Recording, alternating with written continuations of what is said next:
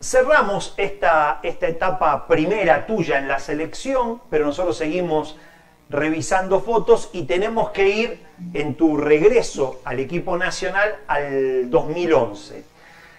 Era un regreso con muchas expectativas, ya con un equipo muy diferente al que habías dejado, ya era un equipo que estaba en la elite del básquetbol internacional, con jugadores que no solo se habían convertido en estrellas internacionales, sino que además estaban ya empezando a transitar la última etapa de sus carreras, ¿no? De sus brillantes carreras en su gran mayoría.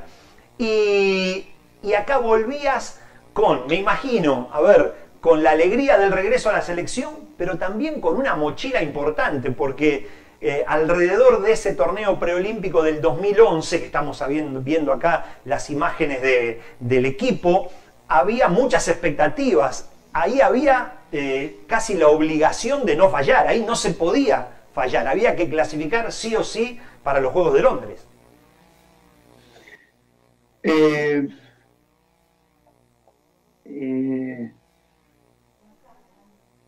Sí, en el 2011 cuando vuelvo al equipo, yo me encuentro que esos jóvenes que tenían el deseo más grande y que tenían un hambre, que se querían comer el mundo y estaban dispuestos a todo por ser grandes jugadores, ya eran estrellas del básquet internacional, en la selección y en sus clubes, incluso de la NBA. El torneo en casa con los jugadores más importantes de la generación dorada, con el corazón del equipo, era de máxima presión. Es el torneo de más presión que yo dirigí en mi carrera entera, porque estaba ganado antes de jugar y nada genera más presión que eso, ¿no? Porque digamos, las expectativas previas eran todas, la presión del entorno era toda, y las consecuencias de si no conseguías el resultado también, con lo cual fue un torneo de enorme presión, en el cual después me sentí que estuve acertado llevando a los jugadores tan expertos para poder soportar una situación de esa magnitud. Es una conclusión a la que llegué a finales de ese año, cuando me di cuenta que la selección de fútbol con Messi, Agüero, todos los jugadores, no había podido ganar la Copa América en casa, que en el tenis, jugando la final en Mar del Plata contra España sin Nadal, no habíamos podido ganar la final en casa, y que este equipo pudo soportar esa presión por la calidad, el oficio y la experiencia de estos grandes jugadores. Ahí me dio la sensación, Julio, que por un momento dejaste tu librito de entrenador, ese que siempre había dicho que más allá de toda circunstancia siempre había que dejar lugar para uno o dos jugadores jóvenes pensando a futuro. Ahí fuiste con todos los caballos viejos, los hombres que te aseguraban que iban a poder cargar sin problema con esa presión, ¿no? Ahí eso no era para chicos jóvenes. Sí, igual la única situación que era la de Pepe Sánchez. Las otras también los jugadores seguían siendo los mejores con los que se podía contar, pero la única fue la de Pepe, que tenía duda, él ya no estaba en su prime, y tenía la duda y no me arrepentí. Es más, cuando en la final contra Brasil, cuando Pablo Prigioni hace la quinta falta y Pepe tuvo que ir y tirar 2 tiros libres, de estar helado en el banco y metió los 2, dije, y se viene venir con este. Y aparte, ya lo había sentido en varios momentos anteriores, cuando él sabía tanto estar con compañeros de tanto nivel, en situaciones de gran dimensión, y él la tomaba con absoluta naturalidad, y había aceptado tanto el rol ahora de ser el suplente de Pablo, ¿no? Que era el que estaba en su plenitud en ese momento. No me arrepentí para nada, incluso se lo dije a Pepe en la premiación, le di un abrazo, lo busqué especialmente, darle un abrazo que estaba contento que él haya vuelto al equipo y retirarse en casa de esta manera. Ahí me parece que también a todos ustedes les dejó ese, ese placer de poder disfrutar a una buena actuación argentina, por supuesto, con el título, mucho más, pero al lado de sus afectos, ¿no? Me parece que todos los jugadores destacaron eso y bueno, a ver cómo lo sentiste vos, el hecho de poder disfrutar de una alegría deportiva al lado de su gente, cuando en la inmensa mayoría de sus campañas lo mucho y bueno que habían hecho había sido lejos de su gente. Totalmente. Yo ese día era la persona más feliz de la Tierra. Yo tenía un deseo muy grande de poder ganar un título con la selección y con este grupo de jugadores. Habíamos jugado muy bien alguna vez, otra vez habíamos jugado bien, pero tenía el deseo de ganar un título con la selección. Con lo cual, esa noche para mí, yo no dormí, esa noche no quería dormir y lo estiré, quería que sea lo más largo posible la sensación de felicidad y de festejo. eh, para mí fue inolvidable. Y nosotros, en la rueda de prensa de posterior al partido con Puerto Rico, donde habíamos conseguido la clasificación, vino Ginóbili a la rueda de prensa. Y yo miré la sala de prensa y los periodistas tenían medio cara de enojado, ¿no? Como diciendo, che, ganamos por poco. Y bueno, me estaba preparando yo para,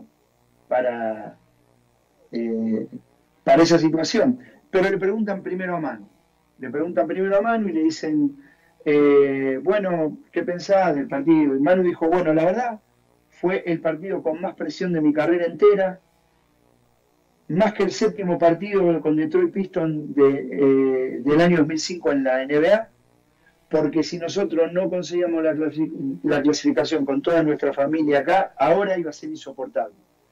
La realidad es que cuando me tocó el turno a mí, me dejó a todos los periodistas al 15%. Ya la cara era otra, la situación era otra, era como que todo el mundo había tomado conciencia. Si este tipo está diciendo esto, que queda para todos los demás, y ya era, bueno, costó, pero fue otra cara y otra atmósfera. Esto sumale a que cuando nosotros ya habíamos conseguido la clasificación, ahí queríamos ganar el campeonato, hicimos ahí casi una pequeña reunión espontánea que era clasificado está bien, pero campeón es mucho mejor, no queremos clasificado, queremos campeones, y pusimos el foco en poder ganar al otro día el título, bueno, contra Brasil. Fue para mí muy importante ese título.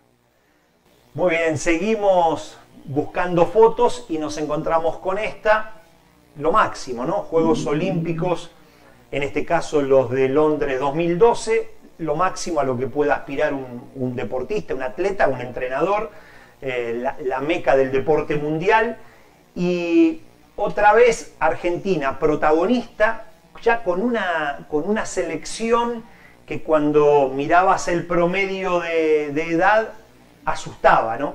Porque tenía un promedio de edad muy por encima de lo que la lógica indicaba. Si uno agarra en ese altísimo nivel, no había equipos con semejante promedio de edad por encima de los 30 años como tenía Argentina, pero bueno, pero esos veteranos siguieron mostrando calidad hasta los últimos segundos, podemos decir, pelearon por una medalla. Sí, fue la idea de esa primer parte mía en la selección 2011-2012, estirar la presencia de los jugadores de la generación dorada. En ese momento era hasta Londres el objetivo, ¿no? Estirar el grupo de jugadores hasta Londres. Jugamos bien, jugamos un buen torneo. El equipo tenía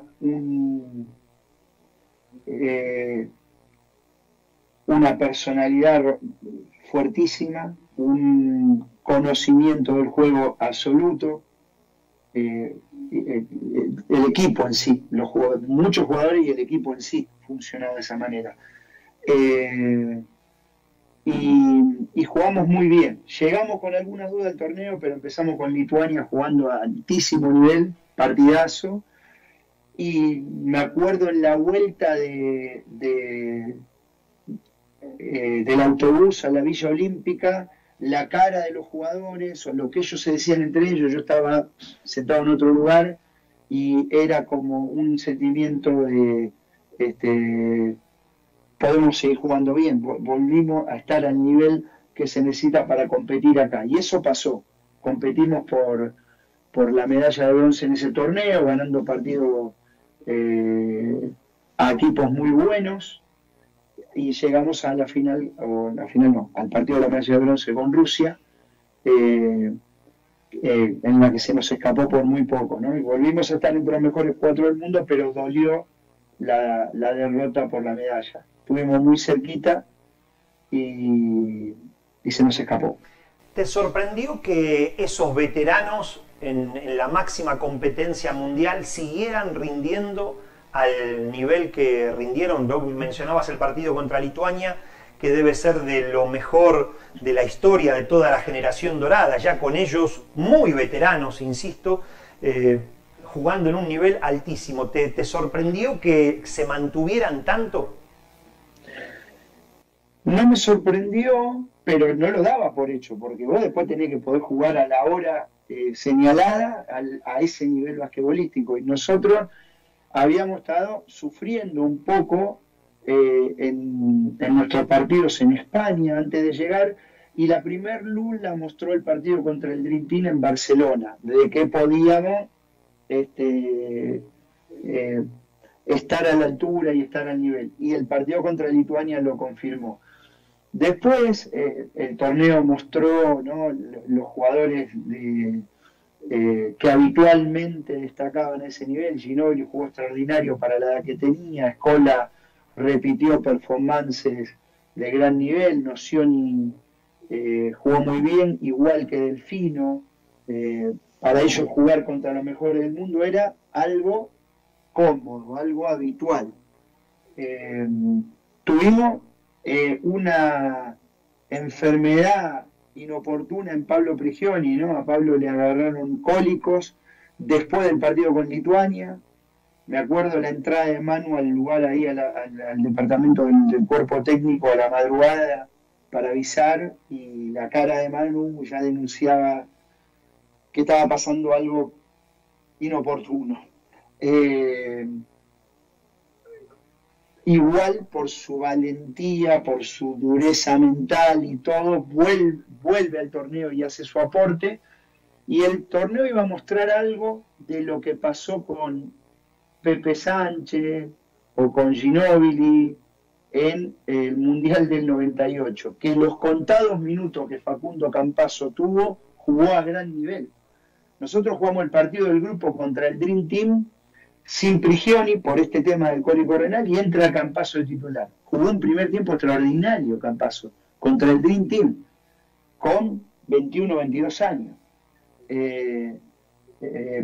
Pasó desapercibido por todas las cosas que teníamos en ese momento en la mano, que estaba entrando por todo lo alto un peticito en la selección argentina.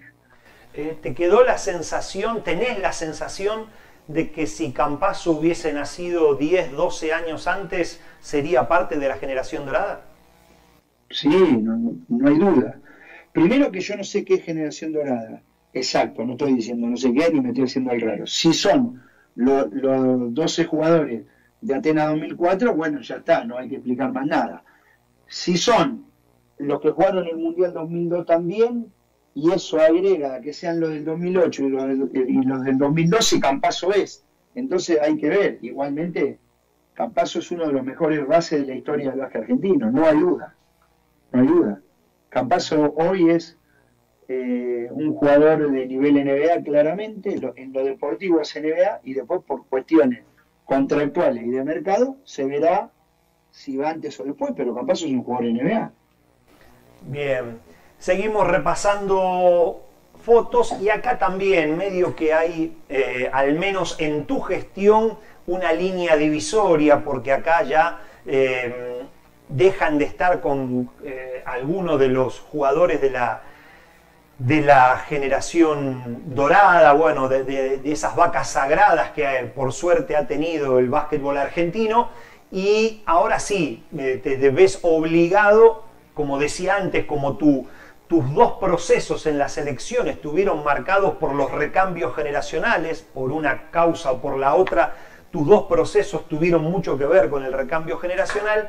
En ese 2013 me parece que tenés que meter el cuchillo a fondo y empieza una renovación en un torneo que presentaba el premundial de Caracas en el 2013, que presentaba dificultades. Sí, acá era previsible que eso tenía que pasar, porque la edad que iban teniendo muchos jugadores del equipo lo obligaba. Y bueno, conformamos el equipo del 2013 con muchos jugadores nuevos, con un objetivo de clasificar para el Mundial. Nuestro nivel de juego en el torneo fue totalmente irregular. Jugamos un partido muy bueno y al otro día uno en el que no uno malo. Clasificamos porque lo que sí quedó en el equipo fue la cultura y la dinámica de muchos años anteriores. Profesionalismo absoluto, compromiso absoluto de los jugadores. Nuestros jugadores estaban en el hotel en Caracas y nosotros por ahí un día ganábamos un partido o al otro día perdíamos un partido que no teníamos que perder, pero el equipo nunca se salía del torneo mentalmente, nunca, jamás.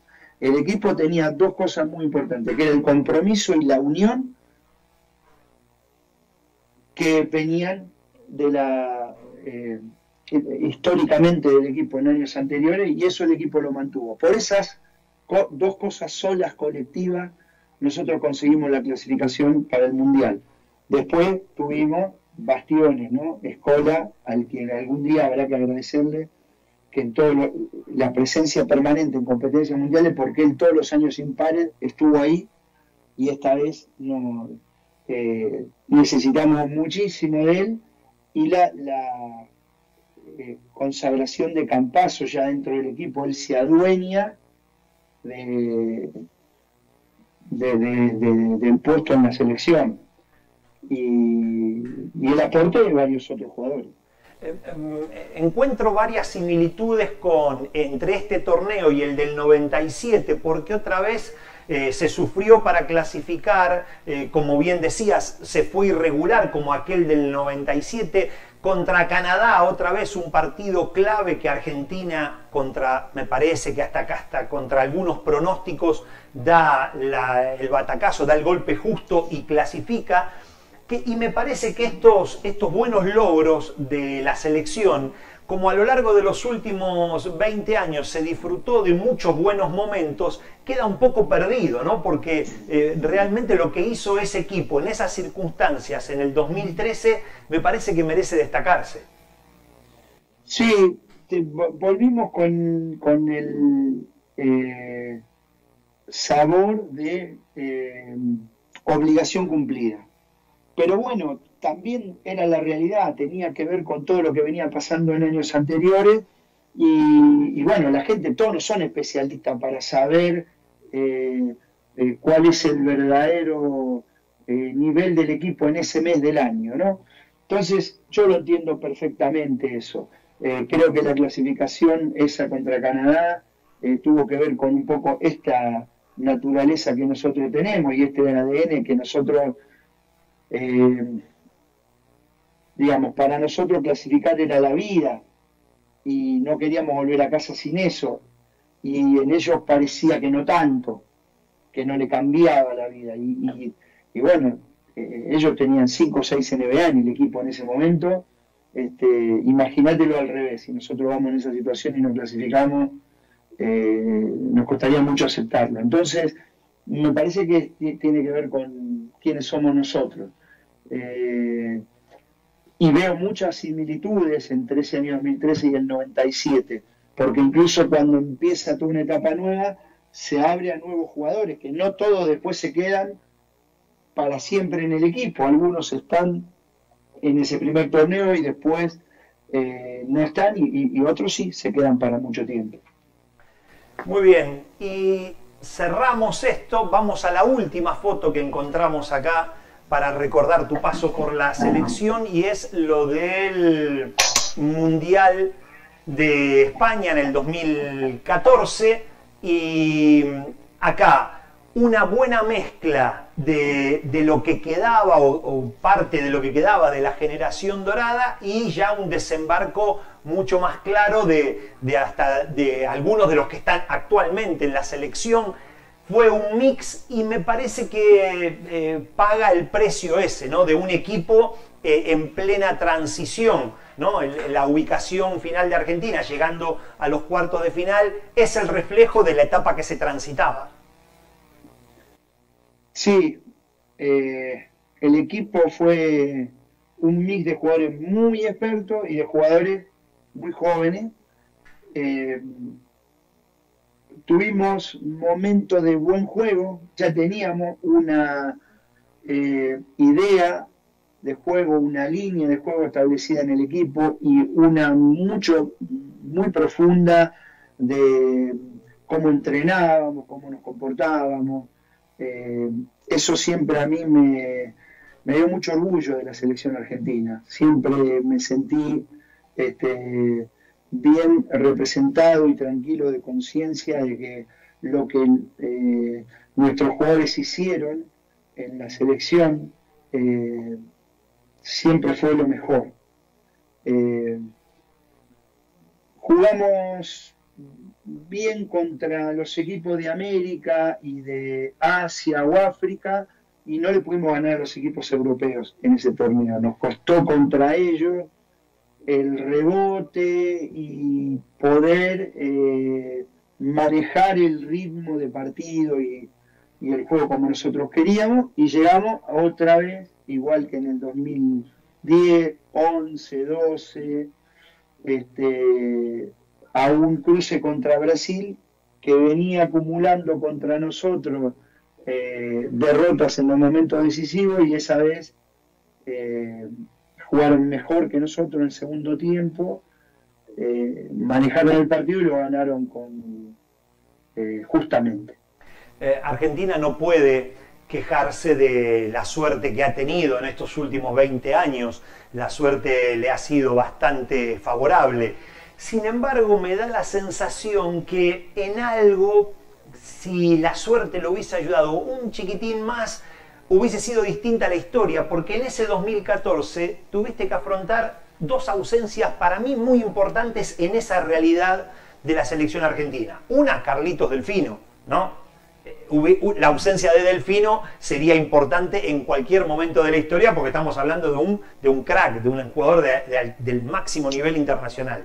Y también la de Juan Gutiérrez, que en esa selección hubiese tenido un protagonismo destacado, había sido el año anterior un hombre importante en el esquema de tu equipo, y esas dos ausencias prematuras, porque son dos jugadores que vieron cortadas sus trayectorias deportivas, en el caso de Delfino con apenas 30 años, en lo mejor de su carrera como deportista, y en el caso de Juan Gutiérrez también una ausencia lamentable, prematura.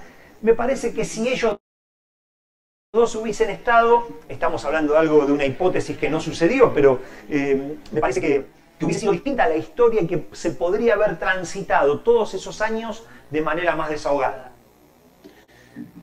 Sí, lo de Carlos es un hecho trascendente, ¿no? En la selección, y en esa etapa que yo fui el entrenador, porque en el 2011 y 12 Carlos había ocupado un lugar principal, yo por edad y por primero por la calidad del jugador absoluta, ¿no?